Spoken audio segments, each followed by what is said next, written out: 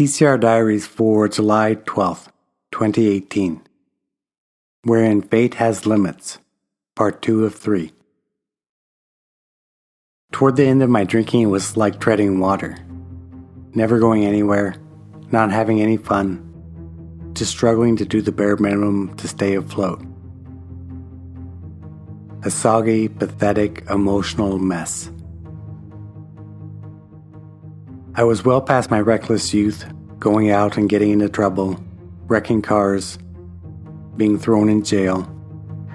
Well past the padded room I chased an orderly out of with a safety pin. It was just me, the liquor, and myself, paddling in a sea of cold air in a dark, damp basement.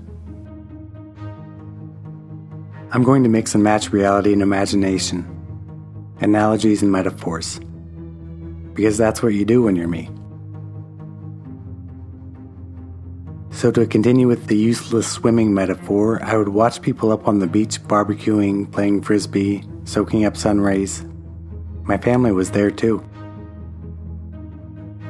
And there I was, what felt like miles away, growing physically tired of the repetitive strokes, and miserably alone. Really though, everybody was only a few feet away, just up and around the stairs. A few years ago, I used the same metaphor, but in that story there was an anchor and a chain weighing me down. In the years since first writing of it, I've changed my mind. That rusty chain implied an external force that had me moored. But that's not true. It was only me and my inner turmoil that kept me treading water on the futon. Every now and then my ex-wife would tell me that I needed to come in from the water, be with them up on the beach, sit with them, but I never listened. I couldn't hear what she was saying over the water and my splashing. It was all too loud. It was all but impossible to listen. I couldn't focus when I was drunk. My head sunburned with hellfire hangovers. My eyes closed after my favorite sunglasses were washed away. I would often think to myself, this is it. I'm not going to die from exploding diving tanks in a fiery crash.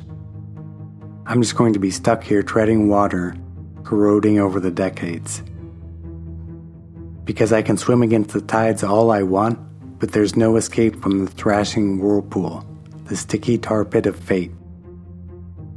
And then maybe one day when I don't have any strength left, I'd just slip away, lethally injected with alcoholic strychnine and yet another metaphor.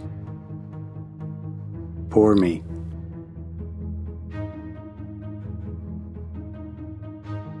Anyways, one day in between waves, or days depending on your makeup, I'm spying my family up on the beach.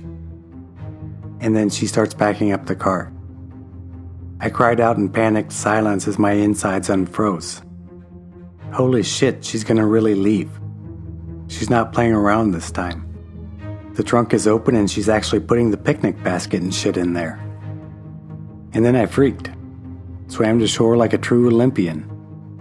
Like a flock of sharks were nipping at my toes. Whatever cosmic harpoon that had me tethered to myself had finally been cut. When I reached the sand and the shore and the safety of solid ground, dear Lord, the panic didn't stop. It multiplied. In color. I hadn't done the whole sober living thing since 152nd Street. And I sucked at it. So I ran up and down the beach like my hair was on fire in a full-blown, year-plus long panic attack. Being out of the water and on my feet was messy. My eyes needed to adjust. My fingers needed to dry out. I needed to catch my breath. And then I got a new futon, because the old one had been torpedoed to death with bullshit.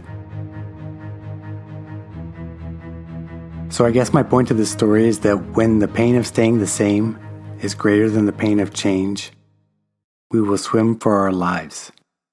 Fate be damned.